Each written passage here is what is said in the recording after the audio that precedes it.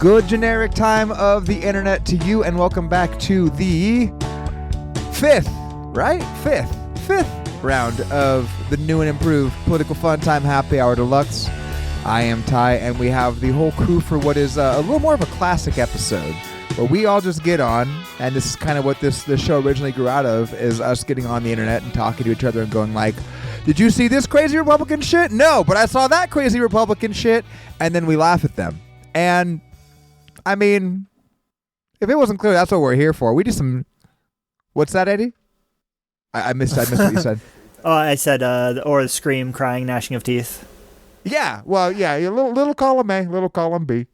But I think we're going to kind of go back to the roots and do a little more of a kickback. Like, let's just go through. There's lots of crazy things that Republicans have done, are doing, will do, in the case of Mr. Santos, may have done or not done at any time or not time at any. That guy feels like it's like he's a CIA plant, but like they dropped like 3 files and just shuffled them all into one. And so it's like, my mom died of 9/11 and of cancer, and I we'll get there though. But Brent, I think we wanted to start off. You were telling us that there were some developments. There was some brave biggest Antifa legal news this week. Yeah, some brave Antifa super soldier was exonerated in his grenade attack on Ted Cruz. Yeah. Is that the story? Am I getting that right? That's about right, yeah. Favorite headline I've seen in a while. It's on, I just pulled this up from mysanantonio.com. It says, charges dropped against Texas man that threw White Claw at Ted Cruz during Astros parade. That's actually inaccurate because it was 2 White Claws, I believe.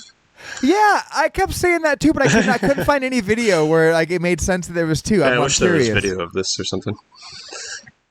Yeah, apparently grand jury just chose not to indict him, so I don't know if that was just jury nullification, or I guess he was charged with everybody wants to throw White Claws at Ted Cruz. Are we just going to arrest everybody who just gets angry enough to do it? That's insane. I was much more on board with these interpretations, but after like a little bit of digging, like it seems it is very disappointing, and in Minecraft, the dude. Apparently, I think it was the year before, or in a previous, because it was the Astros parade, right? Yeah, that someone had thrown one of the players a beer that he proceeded to like grab, like catch it, because baseball player, and then pop it open and pound it. And this guy apparently had part of what exonerated him was like, it was like the day before he had sent like a text to a friend that was like entered as evidence, where it was like, oh, I really hope I can throw a beer to one of the players. That would just be epic, or some shit along those lines. So his whole thing was he was trying to throw a White Claw to Ted Cruz, not at Ted Cruz, and that's what got him off on the assault thing, is that it was he was trying to throw, and there's 2 of them, but apparently there was evidence that he had like texted about that to that effect the day before. So either, and here's where you're, as a defense attorney, you can tell us, give us some not legal advice. Don't take legal advice from a podcast, etc. Planning but ahead. Do I just need to, whenever, if I was playing Minecraft and a politician was going to be in there, and I wanted to, big quotes, give them a White Claw, I just have to text you the day before and say I hope they catch it? Like, what the fuck? Yeah, just do a tweet. Yeah, I can't wait to plan on going to the parade and honoring my senator by tossing him a nice cool beverage on this warm Texas day. Apparently the guy, when he was arrested, told the police, I'm an idiot. I'm sorry. Yeah. He's like, I threw it wrong. I was trying to do a toss, and it kind of was harder. And Ted Cruz, the melted cheese sculpture of a man, said, oh, good thing that guy had a noodle for an arm. It's like, okay, big man, we get it. You're very tough. You're strong. You're a strapping young lad. We get it. Lay it on a little heavier. No, that was a little, because I remember when that came up, and it was like, oh shit, I was kind of thinking like, what a stupid way to get like, political assassination charges. Like, you're going to get fucked on that one. Like, obviously, like Ted Cruz is the most vindictive crybaby in the world, but like, for, it's a White Claw. Like, what are you going to do there? But, assault with a deadly weapon. Yeah. Again, overreaching prosecutors, fucking, Is there some like they could have charged him with like menacing or like dangerous throwing or whatever? Some lesser thing like you just, but like aggravated assault with a deadly weapon. It's like dude threw a White Claw at a parade where there's a kind of a tradition of throwing alcoholic cans or cans of alcoholic beverages towards the people on the parade. Like the comments though on those videos are fucking it was golden. the same parade. I see. As when the baseball player got the other one. I was thinking that was just an unrelated parade, but they were both the Astros, right? I think so, and I'm not sure if it was within the side. Yeah. So there was like that precedent, and that's what the dude was. Yeah. But then, so the comments below those videos like ranged, like you got a good chunk fell into like the two buckets of the guy who tried to block it, but then it hit Ted Cruz's arm and then hit that guy in the head, the Chad security guy in the back of the truck with him, whatever. People just like the such disproportionate hero worship for that man. He was there when the Call of Duty came and he was ready to defend the senator from and then the other one, like a decent chunk of people being like, this is a fucking Astros parade. What are you doing here? Why are you here? What would you say you do here? And that was kind of separate from like, the nice little current of fuck Ted Cruz that is one of the more redeeming qualities of Texas. I did see a lot of pictures of the same thing, but like in front of the camera, you could just see, one in every four people with just a big ass middle finger up. Like, can't go to a Yankees game, can't ride in the back of a fucking Hummer in your own state. Poor persecuted man. We used to have a right to be cheered. It's white men in this country. Cheer me! Cheer me! Now the woke mob wants to boo us. That's, yeah. Jeb Bush saying please clap was the quiet part out loud. Please. This entitlement culture amongst our right-wing boomers. We've got to do something. But no, that kind of seems to be the theme. So there was, that was anytime that Ted Cruz is even mildly inconvenienced, like, hey, better than the world in which he's anything other than at least mildly inconvenienced, his penance for making us know his name. But I think the big Republican story, kind of what's happened, and I think is going to be a lot of what's going to happen, is this whole House fight over Kevin McCarthy being speaker. How closely did you all follow that? Not at all. But I saw that he is now. You're much wiser than I am. You're so much wiser than I am, Brent, by not subjecting yourself. So the QAnon people didn't want him to be the House Speaker or something? Is that what was happening? It was the Freedom Caucus. The Freedom exactly. Caucus is their preferred nomenclature. That is I'll call him absurd. the QAnon people. It's Tea Party 2.0, but with Jim Jordan now. It's what, that, is he like a classic Republican or something? Jim Jordan, apart from covering Kevin McCarthy is like underwater amongst Republicans in his approval ratings by like I want to say it was like 10%, like more, or maybe it was. It has like net 10. I think it's like 55-45, something like that. But Republicans don't like him. They think he's sold out. He had in the immediate wake of January 6th come out and because he was on the phone with Trump being like, get your people in line, and then like had like a day of being like, this was a very grave and serious assault. And then apparently someone called him whatever, but like swapped his tune real quick after that. But it was because they initially they were nominating Jim Jordan. Notorious coverer up of college sexual assault by faculty. But, a good Christian stand-up man who's got important work to do on the Judiciary Committee. But they had nominated him, and he got to say, like, I don't even want to be speaker, yada, yada, yada.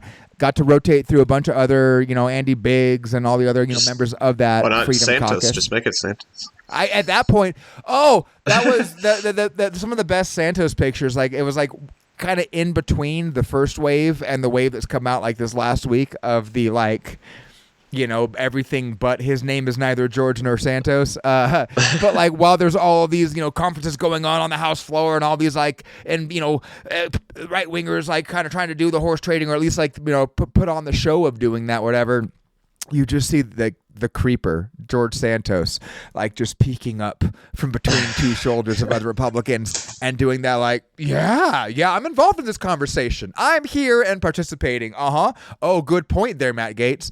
And it was either that or him sitting there, just everyone else is like up and talking. He's like sitting alone in a chair looking at his cell phone. There was like one, I think it was a Republican that went over there and didn't know who he was, incoming Congress people, and introduced himself and heard his name and just heel turned and walked away. Like, I can't be by this guy. I don't want to have a picture of me and George Santos.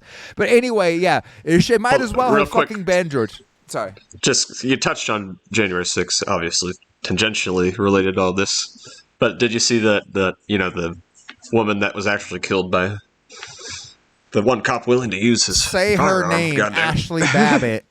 Is that it? Okay. Yeah. I did not know that, but you saw the Trump tweet. He's like, killed by a lunatic on this.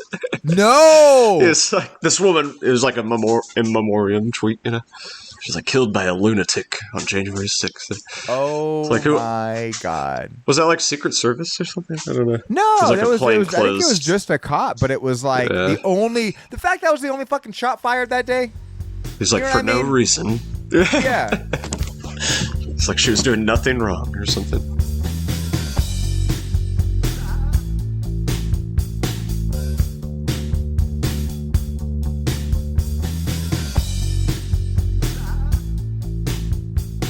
So yeah, one of the crazy things with this McCarthy thing, the negotiations there, it's all this performative shtick of we need to bring transparency and accountability back to Washington, and it's the Marjorie Taylor Greene, the Matt Gaetz, the Andy Biggs, the Jim Jordan is, I think, the deputy chair of the Freedom Caucus now, and Biggs, Biggs is Arizona, I'm almost positive. And he was like a recurring nomination amongst those folks, but a high proportion of election deniers. I think there's like, shit, I had this. Sorry. I think that they're like almost like a fifth of the Republican caucus in there. Like, they're a decent size. It's definitely downstream from the Tea Party, but for all their talk of we need to bring transparency back and accountability and cutting budgets and yada yada yada, there was all of these kind of the backroom deals of what it would take for them to not even vote for Kevin McCarthy, but like vote present to lower the threshold to let the other Republicans elect him, because it just means so much, because I didn't vote for him, I only voted present, knowing it would allow him to become the speaker or whatever. But they have 53 seats in the House right now, which is they were founded in 2016 with 36 seats, so it's a decent jump up there. They got a decent hold, and they have a rule, I guess, amongst them where if 80% of the caucus votes to agree on something, everyone is bound to support that. So it's like enough of a voting block that McCarthy kind of has to respect him, but made crazy fucking concessions to them that are kind of just starting to come out. We don't know all of them, but like as a mirror image to the January 6th committee, like, where it was, okay, we have to investigate people, broke into the Capitol, yada, yada, yada. I think we've been decent on the, now they're investigating Hunter Biden, right? Well, that's not even on the list. That's like a taken for granted. No, that's all they're going to do. That's like the entirety of their platform. They want to see more what we of Hunter must know. Biden's How big penis. is that dick? Yeah. The American people want to know. Expose the American public to this. Was the cocaine comparison hyperbole or accurate? It's like, this is what they're going to subject America to. Yeah, that's all it is. But on top of that, there's another select subcommittee that I believe Jim Jordan is going to head, I think, on investigating the, quote, weaponization of the federal government, which is every mom who, the crazy lady outside of North Carolina who was like doing the, like, I'm taking my kids to the park even though there's COVID restrictions. I'm a martyr. Look at me. I'm a martyr. Like, there's a world where it's like, oh, we're going to look into the fucked up stuff the FBI does. We're going to look up into, like, all them, like, white U-Haul DHS vans, like snatching up protesters in Portland a couple years ago. No. It's all right-wing grievance. But they, in addition to that, just a couple of highlights from a CBS site, that one person from either party and I keep looking at this. I swear to God, it has to be the case. Initially, McCarthy had conceded that any 5 members could call for a motion to remove him from the speakership. It's down to one person from any party. It still takes, and I'm not sure if it's a majority or a supermajority to actually remove him, but a single person at any point, because of of how weak McCarthy was in having to negotiate this, can just be like, I vote fuck you, go away please, and have to vote on whether to remove him. There's that other subcommittee. There is the Holman rule, which allows them to use appropriation bills to like fire federal employees, to cut salaries, to remove benefits, to basically do without having to actually pass legislation to diminish federal capacity in their executive agencies, just cut them through kind of budgetary measures. They have in the rules package written that they have to vote on rescinding the Inflation Reduction Act's expansion of the IRS. It's like $72 billion, and they're doing the like $72 billion worth of thousands of agents coming for you, person making $35,000 in the middle of America. Like, they're coming to hunt you down.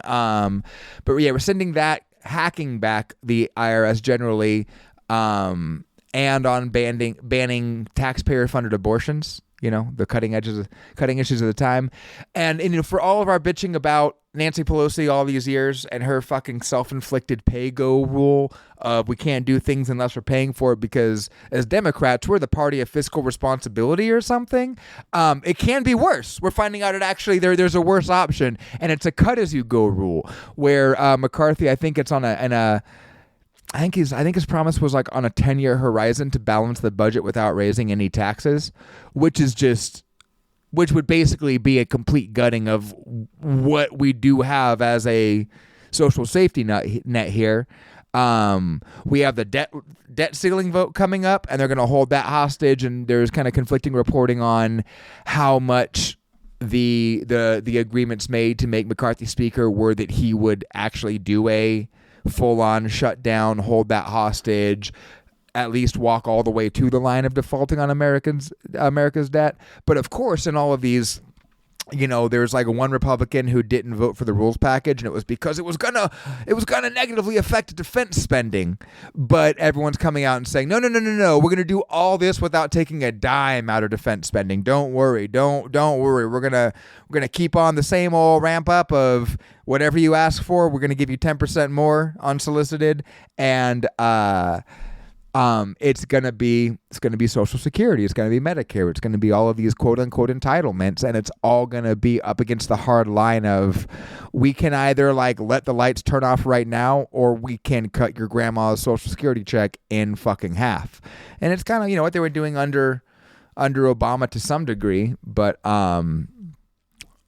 yeah, there's a couple parts where it's like I almost want to be like, okay, yes, are the furthest right wing of the Freedom Caucus on a bunch of like really, really powerful committee, seats and chairing these committees and sitting on the ongoing rules committee and all this? Like, yes. And that's terrifying. There's a whole lot of wiggle room for them to do like all kinds of crazy one weird trick, just kind of blurring the lines, pushing things because, what are you going to say? Have you no shame? Like, no fucking course they don't. But they are, putting into place like, okay, you can't just do multiple 1,000-page bills and vote on it tomorrow morning. It's like, I think, a 72-hour rule. Again, like I said, if you were actually going to do a subcommittee to investigate like improper use of the intelligence community domestically in all kinds of fucked up ways, like, yeah, that'd be great. But that's not what's going to happen. Instead, it's going to be the second he doesn't act to the fullest extent of what these people all think he has promised them in like the maximalist position, any one of them can just stop business of the House by saying, I vote that we remove the speaker, and going through that whole fucking rigmarole. And is McCarthy going to get kicked out? Like, probably not. But, it's the joy of being a far-right Republican, is we only have to break things and then say, look at how broken it is. Mission accomplished. Look at it this way. This is why I don't fuck with electoralism, right? Because, like, all of this is to say, all of this is to just like dive into the minutia of them doing a song and dance about why they're not going to meet our needs, right? Because of all these rules that they have inflicted on themselves in plain view, and then said, see, but we can't because we love democracy, though. Yes. Democracy TM. America. You know, a little good news in the world lately is the Lula victory. Huh? That's right. And also, just they had shout their out own to January him. 6th, just 2 days late. Yeah, I and they thought actually Brazil was in more responded to similar it, time zones. And he like straight up called out the police that helped them, unlike in America where they, tried to gaslight all of us. Like, And was they were like, all this heroes is that did their fascism. best. Fucking Lula Livre. That That's the is difference. bright spot of 2023. Yes, they arrested all of them too. Lock them up. Another one though, where you have that kind of that divided government, where I know that both in like regional governorships and in parliament, the Bolsonaro contingent is pretty entrenched. It definitely is like the biggest obstacle to Lula's agenda is how much power they hold in the parliament and how many of them have those positions because they were straight up like doing trucker barricades as part of their like campaign of like, see how like what a how Bolsonarista I am. But I loved it was so fucking funny watching all of those videos of Bolsonaro and like the 2 weeks before, just like walking around in like boomer dad clothes, like basically Crocs and shorts, just like walking around the grocery stores, kind of looking around, being like, in Florida. Yeah, just like look at how much I'm not planning any coups. Isn't that crazy? I can't remember where it was. It was today. I was listening to something and they were talking about how part of the tension there is that I think Bolsonaro, with knowing how like kind of the entrenched support he has and everything, is very much going like, let's not try any coup shit till the next round of elections. Like we're a little bit better prepared, better suited, whatever. And a lot of people who did the January 8th thing were just very much expecting like, this is Brazil. This is how we do this, and the military comes in to help us. And then the military came in and started arresting them. So they beat like was it a horse cop or a cop horse to death, or both? I did not read about that. Which I think that happened at Jan 6th too. Something like that. Some sort of like assaulting a horse. It's just one of those like, Jesus Christ, like bad PR, guys. Stop killing horses. People tend to like them. It's not the livestock. Some charismatic megafauna right there. They are too big. That is the one problem with horses. I have strong opinions about the bigness of horses. Horses are scary. Yes. You got it. You got it in one. The first time Unsettled. I ever did mushrooms, we were out in like the kind of Central Coast rainforesty area. And we're walking along and just having like the first time coming up, and people were riding horses like opposite direction on this trail. And I had this moment of panic of like, what the fuck is that? And then it was a like, wait, I know what that is. What's the word? That's a thing. That's a thing I know. I think they're okay. And never got to what horse was. But then they start talking and it was just like, oh, how's it going? I'm just like doing like the hold it together. Like, howdy. Go, oh, it's nice to see good young people out enjoying nature. Like, it's nice to be young people out enjoying nature. And like, you have a good day. Well, you have a good day also. And You just have like a walked great past day. the horses and turned around looking like, what the fuck were those things? Such But yes, to your majesty. point, way too big. Basically kaiju in that state. Yeah, so I mean, oh man, I was gonna try to pull some sort of Republicans and horse they rode in on. I was there. I thought I had it, but no.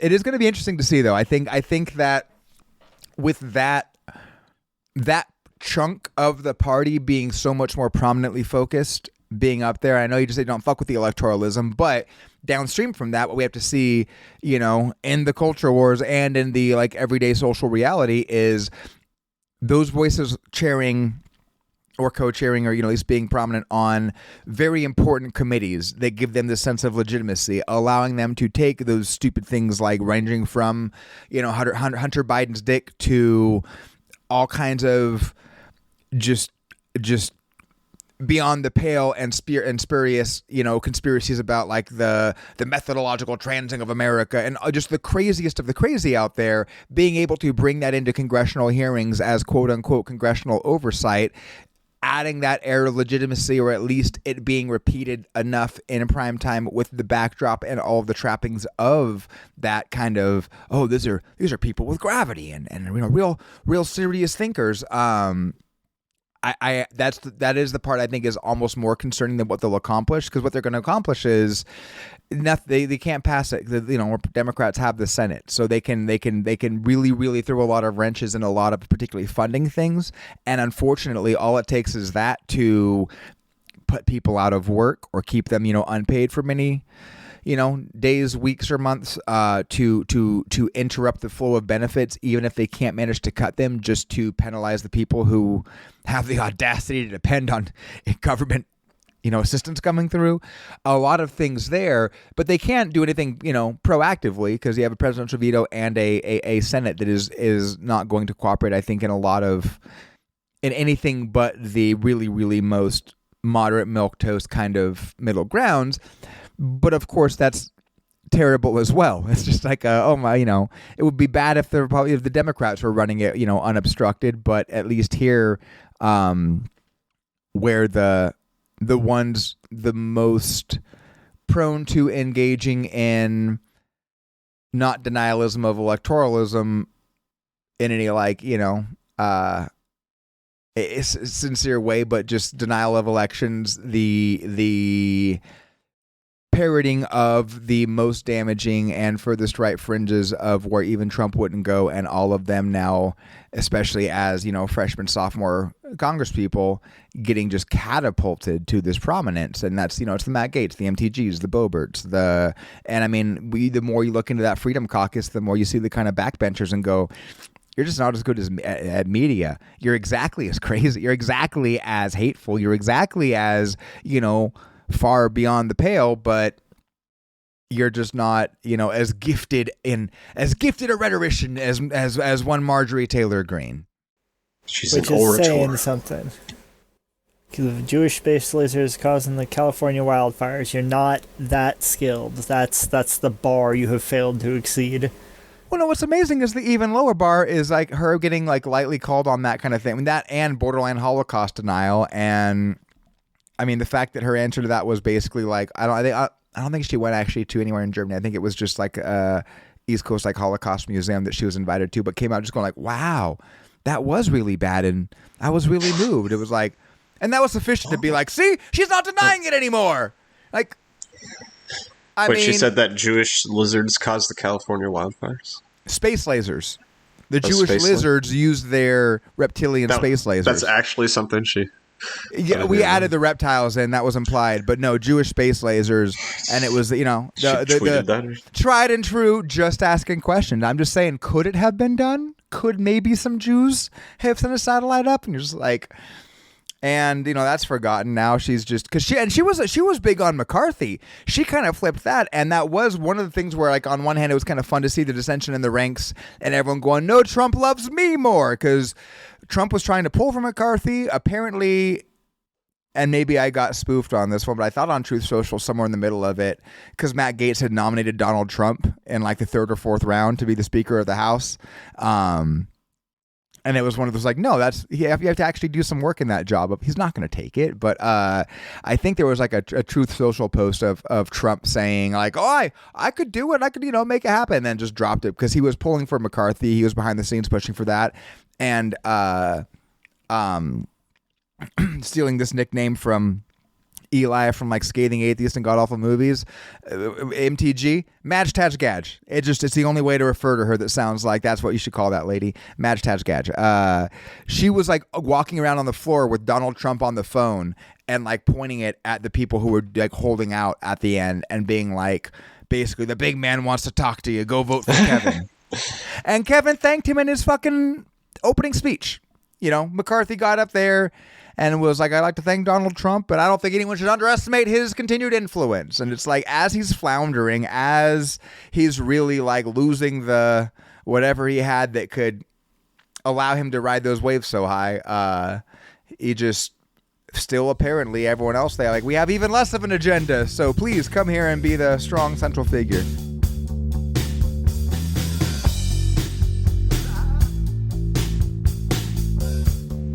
Should we dive into International Man of Mystery, Mr. Santos? If that is indeed his name. He does seem If like we must. Yeah, he must. I wonder what kind of cons he's done in the past. You know, he seems like one of those people that's just like changes their face and. What's that movie with Leonardo DiCaprio? Or The Catch Me If You Can. Yes, yeah, he's just like that 100%. guy. Yeah. No, all the headlines are International Man of Mystery, Catch Me If You Can, or what's the It's just so funny that the now talented Mr. Santos. Becoming a Republican congressman is now like on the itinerary of con men that go from job to con job to con job. That's just like one of the stops now in that life. Let's go through the list of lies that's going on. Yeah, I can't open this article right now, so you'll have to. Yeah. The fun thing about George Santos is that like he's spawned an entire genre of journalism, which is here's all the lies George Santos has told that we know of so far, and you think you can just Google George Santos lies and like every outlet, like local news, New York State news, like everything has them, and I mean, what was y'all's? When did you find out about this guy before the weird stuff started coming out, or like what was your initial exposure to this character? I feel like I've just slowly been hearing about him more for the past week or two. Okay, then, like the past couple days, I listened to or watched more news things about it on ABC or CBS or whatever. Well, it's all over. I think it was like early December that like there was a decent amount that had already come out. Where and maybe this list will have the kind of when. Oh, it doesn't have the when what came out, but like it as what's come out like just the. Yeah, this is supposed to be current as of today from a NBC New York, lying about where he went to school, which I believe includes both high school and college, lying about where he worked. And I believe that is he was claiming experience in the financial sector with a pretty large banking industry or entity. Yeah. Lying about owning a number of rental properties when he was bitching about the eviction moratorium, like doing his as a landlord when he's been evicted a couple of times, lying about being robbed of his rent money. He was once mugged while on his way to pay his rent in Queens. The NYPD has no record of such a robbery, but knowing he got evicted a couple times while talking about shitbag tenants who deserve to be evicted, that would be what you would do, right? It's like, this is Queens, I was mugged on the way here. One of the just really, really gotta be fucking marquee, one of the tops, lying about being Jewish, because instead he was saying he was Jew-ish. Along with that, he had claimed I think his grandparents died in the Holocaust, which was disproven. That all kinds of things. Lying about his criminal status in Brazil. He had stolen someone's checkbook and written a bunch of fucking hot checks, and apparently Brazil is reopening the investigation into that. Lying to donors. This one was crazy, and I think this one might be one of the ones that really is why. Because just yesterday or the day before, we're recording this on the 12th of January, 2023. But in the last couple of days, by the way, was that Jewish comment, just in case somebody hasn't recognized or doesn't really understand anti-Semitism well enough, that is anti-Semitic. That's not an anti-Semitic dog whistle. It's just an anti-Semitic thing to say. If that's your whether you're claiming to be Jewish and you're not, or you're saying that you're Jew-ish. You have qualities like a Jew. Exactly. Because it was like this kind of projected cultural affinity with what he considered to be like Jewiness, but he was putting it in contrast. Like, well, I was raised a good Catholic, but exactly. And I think that can't be overemphasized because it's not just a flippant weird lie to make. But it is trafficking in tropes, and you can't forget that when he was being sworn in, he made the fucking OK sign. So even if it is a troll, it still is a troll in the company of exactly those worst elements. And And of course, that won't be what gets him. That won't be what generates the most outrage. It will be, I think, the lying to donors, where he was paying someone on his staff like $100,000 salary to act like he was one of Kevin McCarthy's staffers to raise money for George Santos. I heard about that from larger donors who were more prone to support McCarthy or do whatever, because he was supposed to be the kind of, before all that drama, like the kind of the speaker, without much of an obstacle. I saw McCarthy was defending him too. He was like, I thought we were innocent until proven guilty in this country. He's like, where are the criminal charges? Oh my God! It's like, well, there's some in Brazil at least. Yeah, right. When like the regional like Republican organization came out a couple of days ago and called for him to resign, which I guess he said no, absolutely not. I guess, which was like bold move, way to double down. This is America. But that was the like makes me think like, okay, maybe is there something more that's gonna come out? Like there's a lot of this that like it wouldn't be surprising to find criminal charges catching up with it, with lying about charities, not paying money U.S. raised for that charity through another means, lying about his campaign finances, impersonating the Speaker of the House's staff to get donations to you instead. And it's like, the silly part is where it's like one of the lies was he was like a star college volleyball player. And it was like, even that, like, of all things to fucking claim. And he didn't even go to college. He didn't go to any college. Not that we know of. Not that we can track. There's no college has yet been willing to admit they let him in. We can at least say that much. But yeah, lied. His mom died of cancer and of 9/11. And he's like, no, I meant of cancer she got from 9/11. And it's like, there's no record of her ever working in the towers. Like all these things. It's like, there's a certain level where like it goes from like, oh my God, this crazy lying scumbag, to like, all right, respect a little bit of if you're going to play this fucking game, like steer into it. And then like, okay, is this guy like, it can't just be that he's like a spy or something. Like, but it literally seems like it's like 9 false identities he was assigned that he mixed the files up on and just started claiming all of them at once. I don't know, but it didn't strike any Republicans who had any say about anything along the way as weird. So I mean, I invented the number 3 and the letter L. I want to be a congressman, please. Jesus Christ. Yeah. The what's really fucked about this is that like it's very clear that somebody realized that he was a pathological liar, and that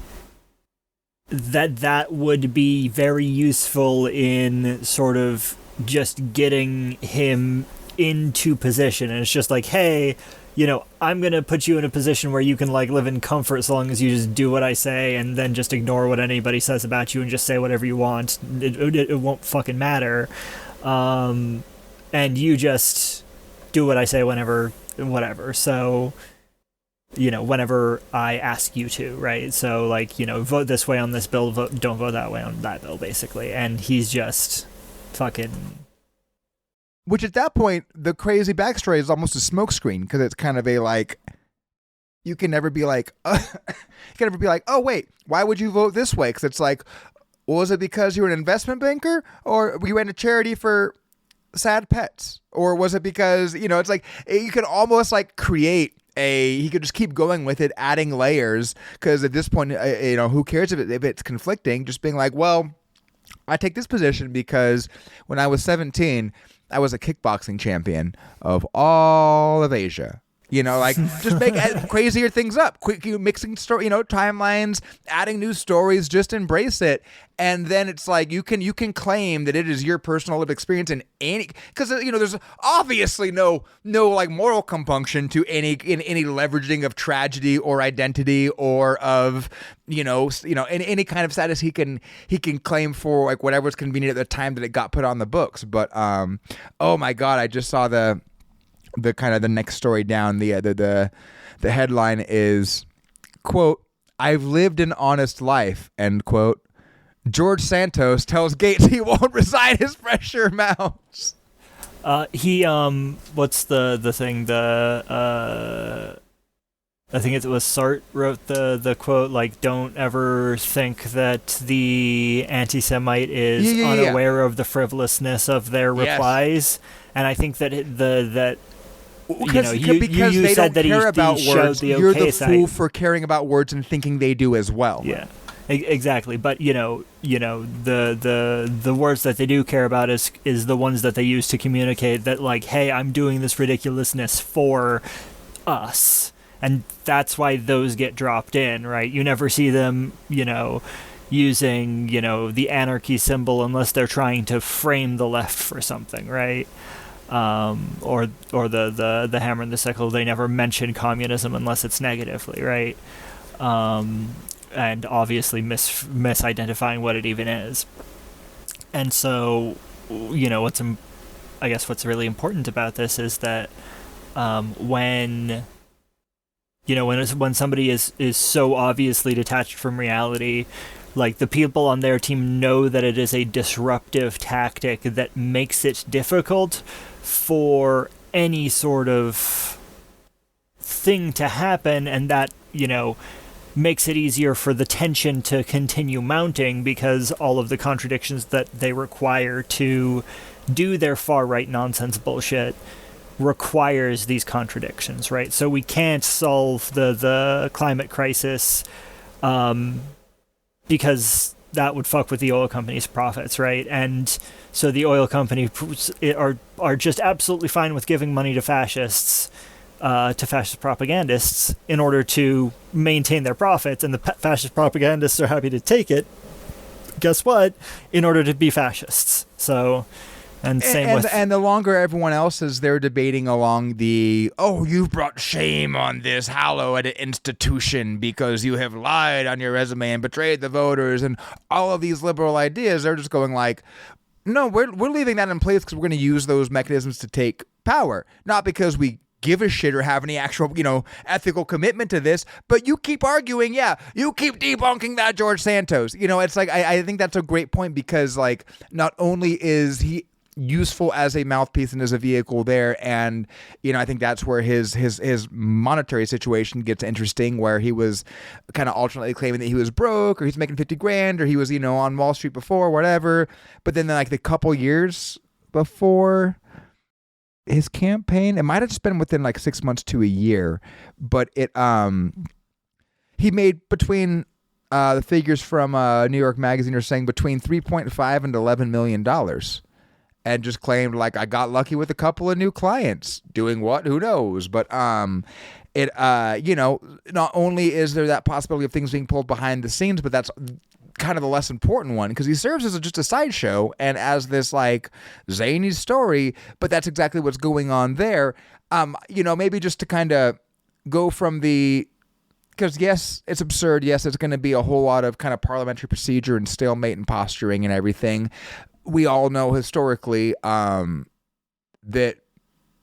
can lead to some tension and frustration, as you were kind of referring to, that leads to even worse things than just Democrats or even Republicans. I heard someone posit that kind of what I was getting at a minute ago, that the response, and they were kind of criticizing Lula, even though I think he went further than any of the other reference points did by a pretty long shot.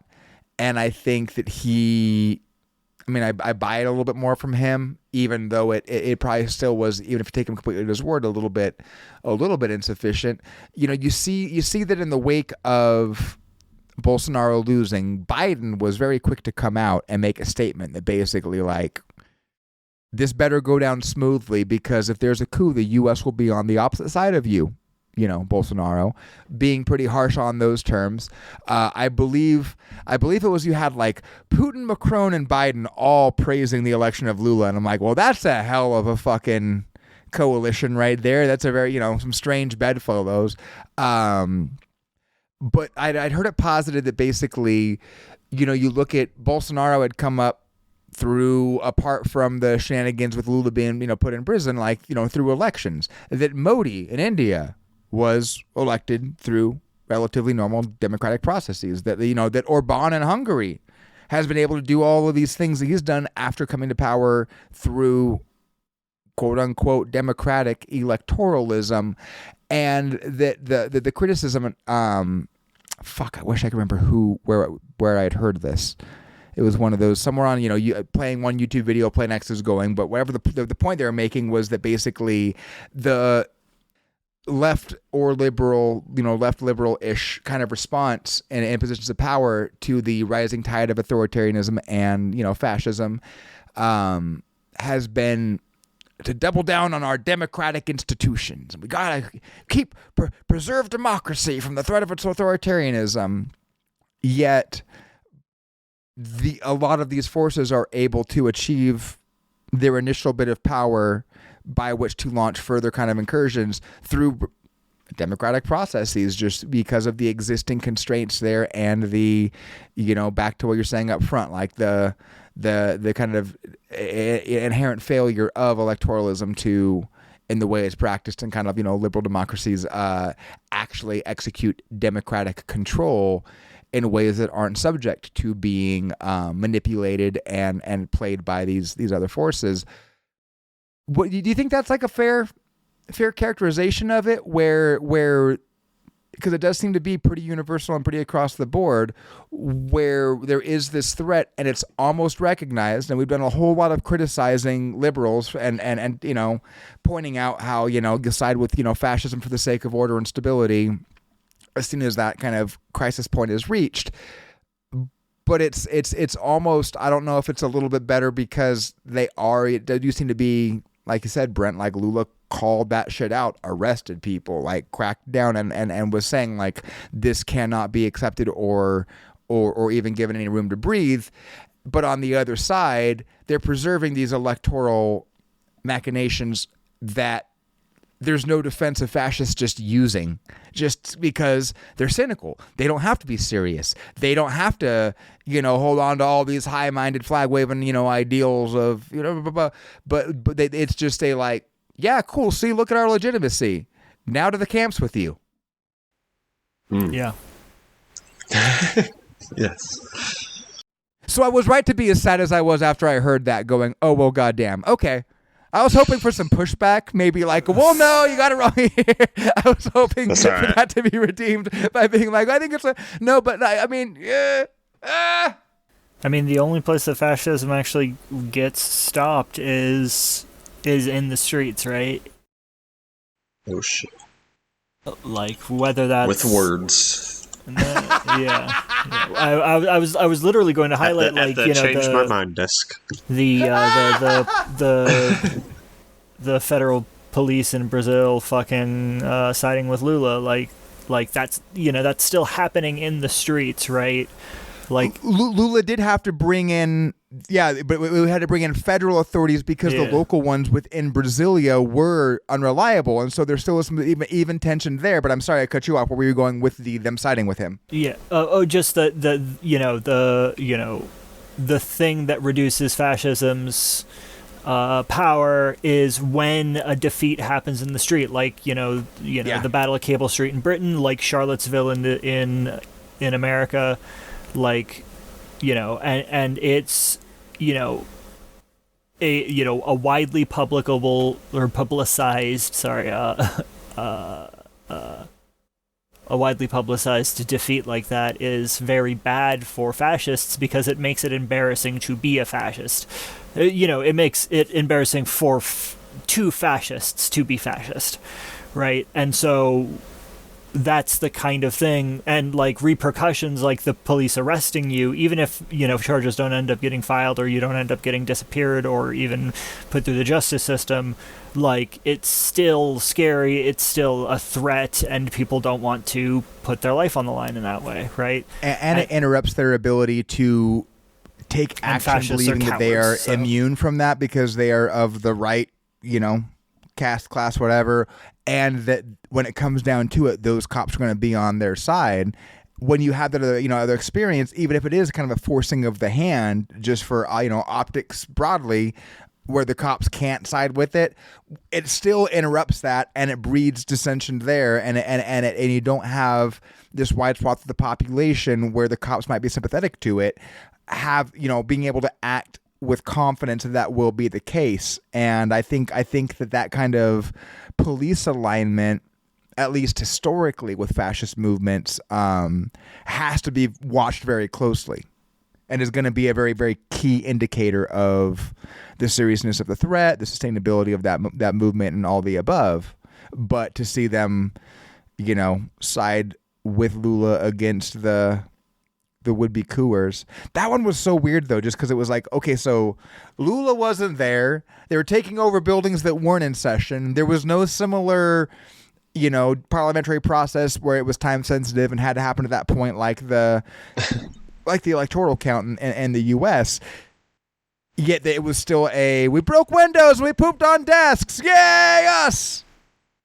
Is pooping on desks just like the fascist universal? Like, what's the... I think it's symbolizing a disdain for what they see as a broken bureaucracy, right? Ooh. Like, populism does ground itself in certain claims that are true, like, hey, the system is broken, right? So when they finally, break in all of their pent-up rage, and the fact that they've just been running a lot,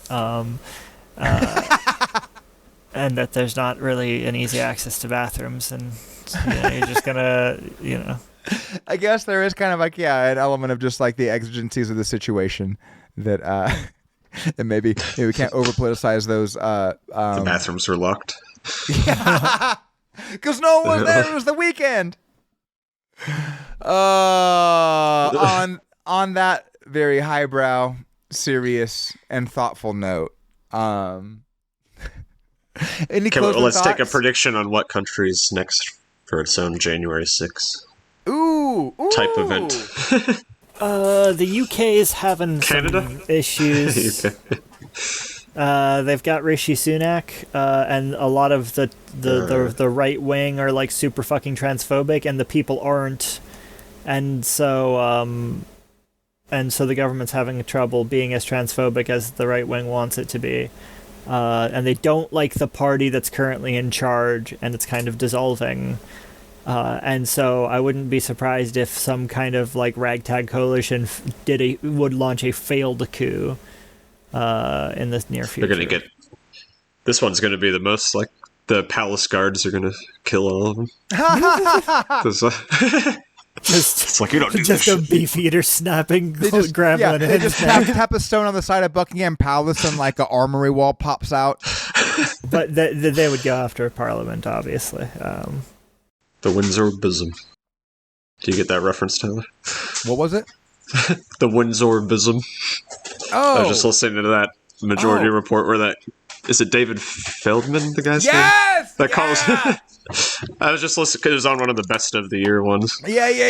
That whole call was so fucking entertaining. I couldn't place it. I was like, I know exactly what intentionally stupid and defiantly so Windsor Bosom. Someone was being a dick when they were saying that over and over again, and of course it was David Feldman.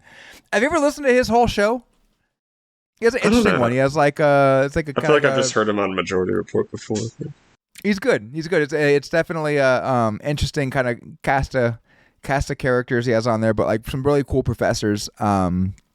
Anyway, one just I know that I'm always the one bringing up this rancid electoral nonsense, but in the last couple days, with everyone is just assuming that surely Dianne Feinstein will remember who she is for long enough to retire this time, right? Katie Porter and Barbara Lee have announced. I know it's bullshit, but if you're gonna have a fucking Senate, and you know me, that should go away. Should at least be like House of Lords in a very, very ceremonial, make them wear silly suits and dance around. They could do their kente cloth, whatever, but they should have no power. But while we have it, Dianne Feinstein should not be half of California's representation in that already skewed body and everything. Katie Porter in the Senate, oh my God, let her and Bernie Sanders go make some bankers jump out of some goddamn, 100th floor office windows. Make them cry in public, make them just be ashamed, and that's an action they can take on their own. But and then Barbara Lee, which is kind of It's kind of like, you know, you gotta love Barbara Lee, but it's like, and she's much older, and I'm just curious to see how that all plays out. But they'd say, okay, at the very least, she's still in the Senate race. No, she's in the House, but she's running. She's running for Feinstein Senate seat, and then I think we have the big rumor is Adam Schiff in the other slot, and it's like, oh my God, are you kidding me? Of course, that's how it would go. We're gonna like finally get rid of Feinstein and trade for Adam Schiff. That brave soul. I don't know, but no, I'm a pretty big Katie Porter fan. You know, not you don't make it into the House with perfect politics as we would see it, but her and her whiteboard just being like making Jamie Dimon rather, just grovel and be like, I'm sorry, you released a thing saying this is an appropriate budget for your employees. Okay, Mr. Dimon, have you ever only had $120 worth of groceries for a month? No. Okay, I see you haven't. Okay. She's just awesome. Love her. Want to see her in the Senate. That is my like one bright spot in the last little bit. Just going like, okay, well at least there's that. At least I won't be like doubly shamed for having Tom McClintock and Dianne Feinstein. I don't even know which one's worse at this point. Any other kind of closing thoughts, other stories, anything we want to tag on before we get out of here? Or did we just do a good old-fashioned classic political fun time, let's laugh at some Republicans for a while and then cry at the end? Because it sounds like that's what we did, and I love it. Yep. You can find me on YouTube at Pamphleteer. We share one brain cell between the three of us. It's not good. Interesting custody arrangement.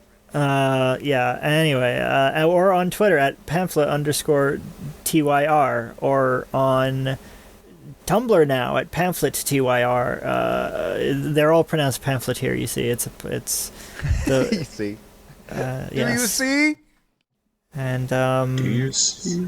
Yes, and they're great. I'm working on a video for an essay video for my channel called "Is Anime for Pedophiles?" That's the working title.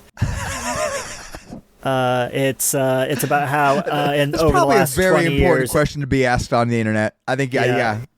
It's about how over the last 20 years anime has been as a class shifted toward catering to a demographic of pedophiles. So what do they call it? Like lollies? That's their terminology. Is that thing? For, okay. Yeah. The nicest thing you can say about it is that it's diet pedophilia, and that's not a compliment. That is not a defense. Yeah. Those are two very true statements you just made there. How about you, Brent? Where can they find you? Nowhere. On the podcast right now. Dun dun. Or if they want to do some crimes in downtown. yeah, exactly. Sauce County. You want to fuck around in Turlock? Brent's your man. No. Please don't do crimes, actually. He's busy enough as it is. Actually, if you're anywhere between... Wait, Turlock sounds... Yeah, okay. If you're between Turlock and, what is it? Salida. Do less crimes for a while. Brent's been busy. They're really putting him through the ringer here. So if you could just do a few less crimes and take a couple files off of his desks while he catches up, we'd appreciate that. We have at least 7 listeners in that area. And... based on what we put out, at least 4 of them have to be criminals of some sort. Statistically speaking. Good talk, y'all. Everybody, thank you for coming back. Been fun doing this again. Been fun seeing the response. We will have some guests coming up soon. We will have some other more topical things coming up soon. But we can't lose the magic, and this is the magic. We started doing this all because these fuckers were stationed God knows where, and it was like, but must talk politics, laugh, so not to cry. And that's what we do here. Have a good one, y'all. Talk to you next time.